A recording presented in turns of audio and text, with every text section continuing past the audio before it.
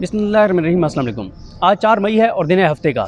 इस वक्त हम बात करेंगे कि पिछले 3 दिनों में क्या चला है, यानी अगर आप 2, 3 और 4 मई की बात करें, 4 मई का तो अब तक बात करेंगे इस वक्त तक सिचुएशन क्या है, और साथ में आपको बताऊंगा कि मई के अंदर और क्या क्या चीज़ें हैं, और साथ ये भी आपको बताऊंगा कि एक बड़ा अहम इजलास तलब कर लिया गया है तहरीक इंसाफ का। तहरीक इंसाफ के अरकान असम्बली, चाहे वो कौमी असम्बली के अरकान हैं या पंजाब असम्बली के अरकान असम्बली हैं या KPK के हैं, सिंध के हैं, उन तमाम को इस्लामाबाद तलब कर लिया गया है। मामला क्या है, माजरा क्या है, बड़े बड़े लीडर्स तहरीक इंसाफ के बेखबर हैं, क्या होने जा रहा है, इन सारी चीज़ों पर बात करेंगे। पहले ज़रा ओवरऑल मैं आपको इन्वायरमेंट बताता हूँ कि इस वक्त पाकिस्तान के अंदर इन्वायरमेंट है क्या। ज़रा पाकिस्तान के अंदर जो कुछ चल रहा है, जो पिछले 3 दिन में हुआ, जो आगे अगले कोई 26-27 दिन में होने जा रहे हैं, इन तमाम चीज़ों का अहाता करते हैं ताकि थोड़ा सा हम पॉलिटिकल सिचुएशन को समझ सकें कि जो सूरत हाल है क्या। वैसे भी मैं इस वक्त इमरान खान साहब के शहर में बैठा हूँ, मियाँ वाली, और ज़रा यहाँ से इमरान खान के शहर में बैठ के ज़रा हम देख रहे हैं, इधर इस्लामाबाद है, लाहौर है,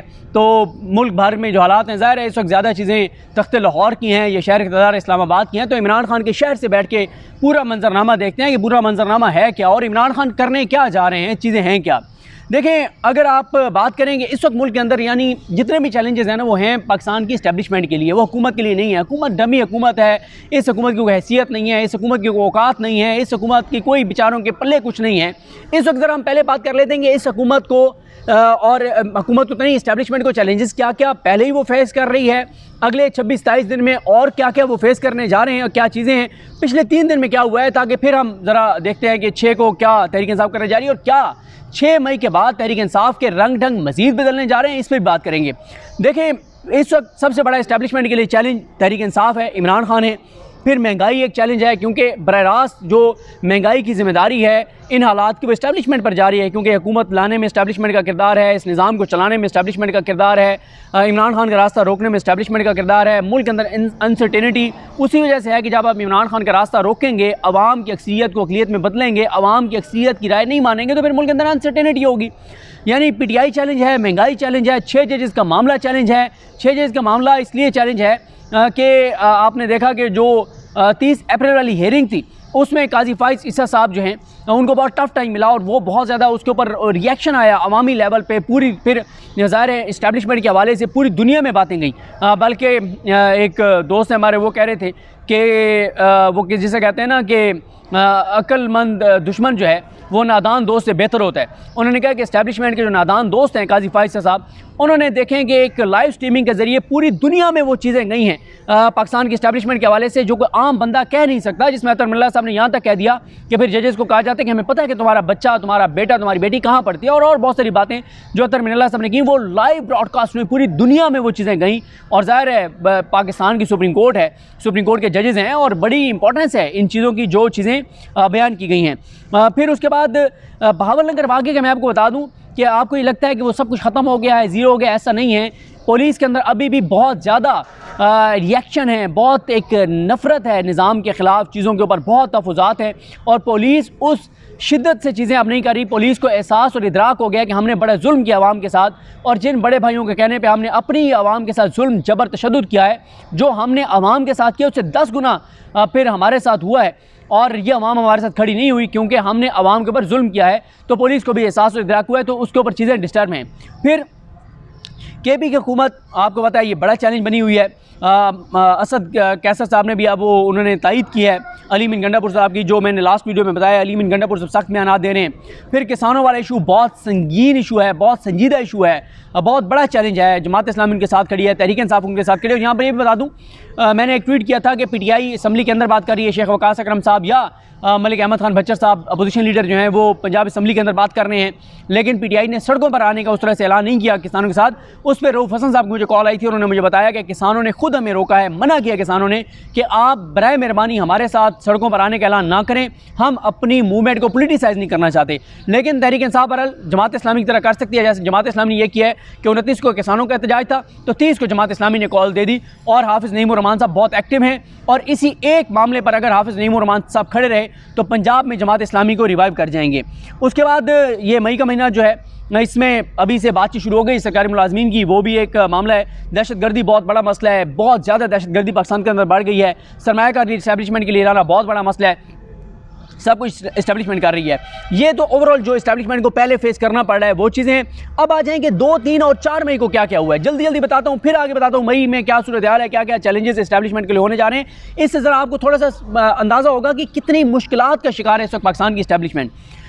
2 मई को मज़ीद तफसीलात हैं गंदम स्कैंडल की, सुहेल इकबाल भट्टी साहब लेके आए, हमारे बाकी दोस्त लेकर आए, यासिर मलिक साहब दुनिया न्यूज़ में उनकी बड़ी ज़बरदस्त एक्सक्लूसिव स्टोरी लगी, रऊफ क्लासा साहब ने इंटरव्यू किया अनवर काकड़ साहब का। फिर उसके बाद फिर आपने देखा कि एक और वाक़या हुआ जो अनवर काकड़ साहब और उनकी जो आपस में मुँह मारी हुई और बड़ी तल्ख कलामी हुई अनवर काकड़ साहब और हनीफ अब्बासी साहब की, उसको शायद मितला साहब ने, नादिर बलोच साहब ने इन्होंने रिपोर्ट किया और एक दूसरे को इन्होंने ताने दिए और हनीफ अब्बासी साहब ने कहा कि तुम चोर हो, तुमने चोरी की है, डकैती की है। उस पर अनवर काकड़ साहब ने कहा कि मेरा मुंह मत खुलवाओ, अगर मैंने मुंह खोल दिया कि तुम फॉर्म 47 वाले हो तो फिर क्या होगा। यानी खुद अनवर काकड़ साहब जो निगरान वज़ीर-ए-आज़म जिनको लाया गया था साफ शफाफ इंतखाबात करवाने के लिए, वो ये कह रहे हैं कि बदतरीन धांधली हुई है, मेरा मुँह ना खुलवाओ वरना मुँह दिखाने के काबिल नहीं रहोगे। फिर इसी तरह से 2 मई को ऑर्डर आया इनका इस्लामाबाद हाई कोर्ट के जस्टिस तारिक महमूद जहांगीरी साहब का, 20 मई तक फॉर्म 45 ओरिजिनल मांग लिए गए हैं नून लीग के 3 उम्मीदवारों 3 जीतने वालों से। फिर आप एक और चीज़ देखेंगे, मैं आपको बता रहा हूँ ना, बात चीज़ें आप देखें छोटी छोटी हैं, वो चीज़ें छोटी नहीं, वो बड़ी हैं। अब आपने देखा कि हुकूमत ने एक कैंपेन लॉन्च किया है सोलर जिन्होंने घरों में लगवाए हुए उनके खिलाफ, और ये एक बड़ा एक मसला बन गया है। इस पर अलग से बात किसी वक्त की जा सकती है कि जो सोलर हैं, आपने जिन लोगों ने सोलर लगवाए हुए अपने घरों में, उसकी वजह से ये हुआ है कि 1100 से लेके, बल्कि अदील बड़ाई साहब एक दिन जो ज़ीशान यूसुफ़ज़ई है उनकी स्टोरी में शायद 1100 मेगावाट था, लेकिन अदील बड़ाई साहब बता रहे थे कि इससे ज़्यादा है। आई थिंक 3000 मेगावाट तक ये मामला चला गया है कि 3000 मेगावाट बिजली की खपत जो सेल है वो कम हो गई है ड्यू टू सोलर पैनल्स।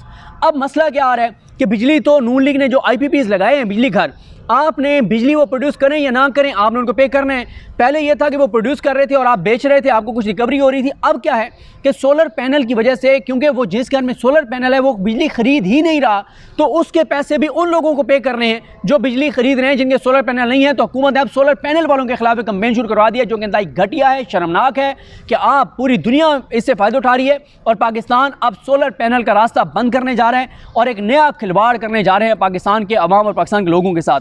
फिर इसी तरह से PTI ने 2 मई को वाइट पेपर जारी किया, बड़ा जानदार, बड़ा शानदार, ईच एंड एवरीथिंग वो लेके आए एक डॉक्यूमेंटेड सूरत में, इंटरनेशनली वो उसको लेकर जा रहे हैं, तमाम सफ़ीरों को भेजने जा रहे हैं और ये एक बड़ी डेवलपमेंट है। फिर इसी तरह से FBR में एक बहरान आए हुए, एक तो 150 अरब का शॉर्टफॉल है, दूसरी तरफ 25 अफसरान को साइडलाइन कर दिया, बरतरफ कर दिया गया है। 2 22 ग्रेड वाले हैं, 23 21 ग्रेड वाले हैं और नाम करप्शन का लगाया गया, हालांकि गेम कुछ और है। आज चीमा एक्टिव हैं, इसाक डार एक्टिव हैं, वरना शहबाज शरीफ और करप्शन के खिलाफ कार्रवाई, कोई खुदा का खौफ करें, बात वो करें जो करने वाली हो। शहबाज शरीफ को करप्शन, शहबाज शरीफ को तो सूट वो बंदा करता है जो करप्ट हो, जो चोर हो, डाकू हो, लुटेरा हो। जितना बड़ा कोई चोर होगा, जितना बड़ा कोई डाकू होगा, जितना बड़ा कोई लुटेरा होगा, उतना बड़ा उसके पास ओहदा होगा।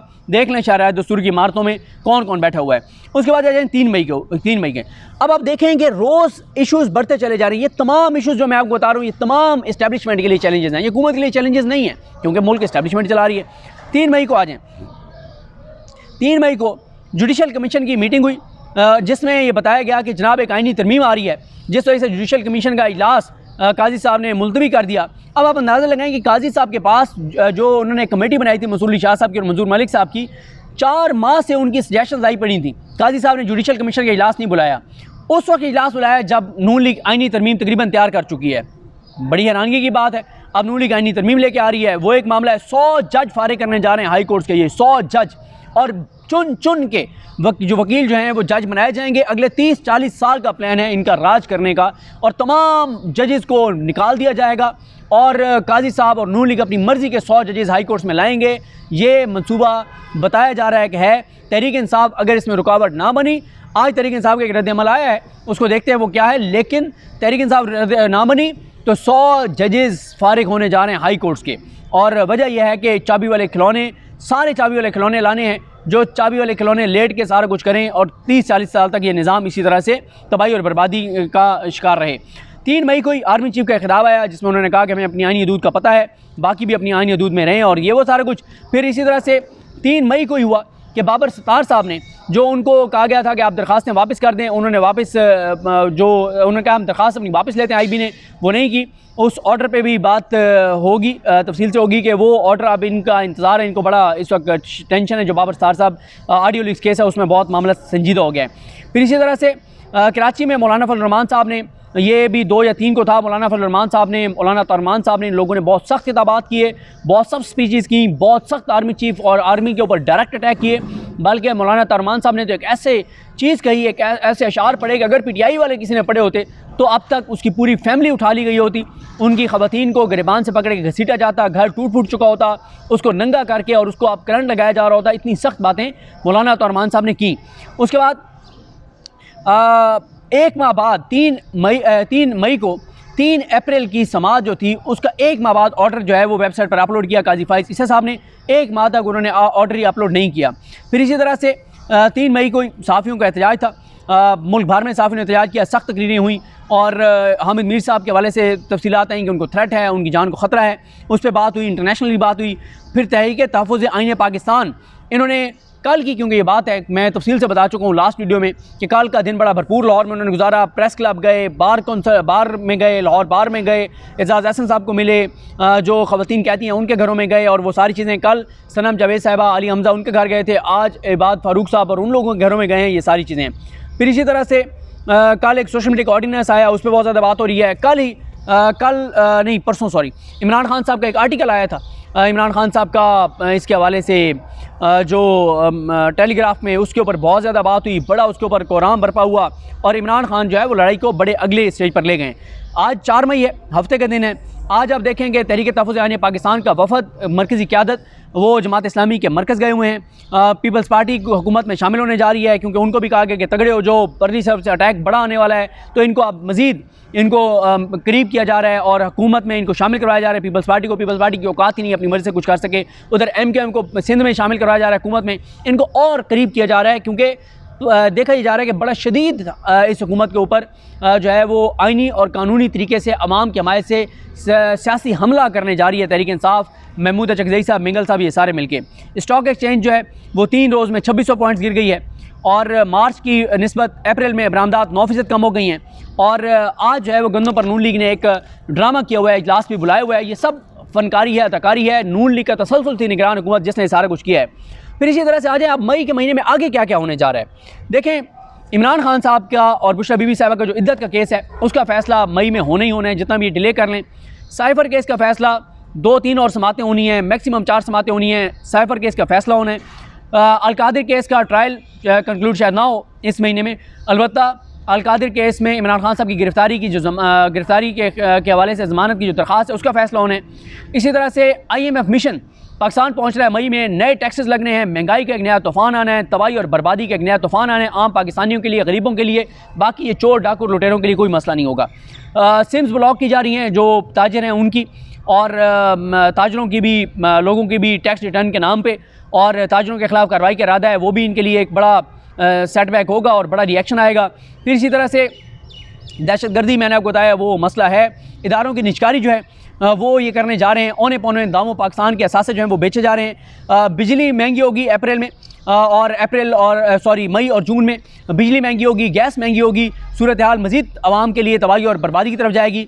अरशद शरीफ साहब का केस दोबारा लगेगा हाई कोर्ट में। पहले आपने गुज़श्ता समाअत पर देखा कि अरशद शरीफ साहब की जो केस की समाअत थी उसमें हामिद मीर साहब, इमरान रियाज खान साहब, काशिफ अब्बासी साहब, मोहम्मद मालिक साहब, समी इब्राहिम साहब, आरफा नूर साहिबा, मतिउल्लाह जान साहब, एहतशाम अब्बासी साहब, बाकी जो वहाँ के साकिब बशीर साहब और सारे मौजूद थे, हुसैन चौधरी साहब वगैरह। तो ये भी बड़ा इंपॉर्टेंट है, इस पर सहाफ़ी और ज़्यादा इकट्ठे होने जा रहे हैं। मखसूस नशिस्तों का केस सोमवार को लग गया है, पहले बुध को था, अब सोमवार को लग गया है और ये बड़ा इंपॉर्टेंट है। मंसूर अली शाह साहब, अतर मिल्ला साहब, मोहम्मद अली मजहर सुनेंगे। फैज़ाबाद धरना केस ये 6 को लग गया है सोमवार के दिन, ये बड़ा इंपॉर्टेंट है। काजी फाइज़ साहब सारा कुछ जनरल फैज़ को जिम्मेदार ठहराते हैं और काजी फाइज़ साहब और नून लीग के बनाए गए कमीशन ने जनरल फैज़ को क्लीन चिट दे दिया है। ट्रिब्यूनल जो हैं वो काम का आगाज़ करेंगे तेज़ी के साथ।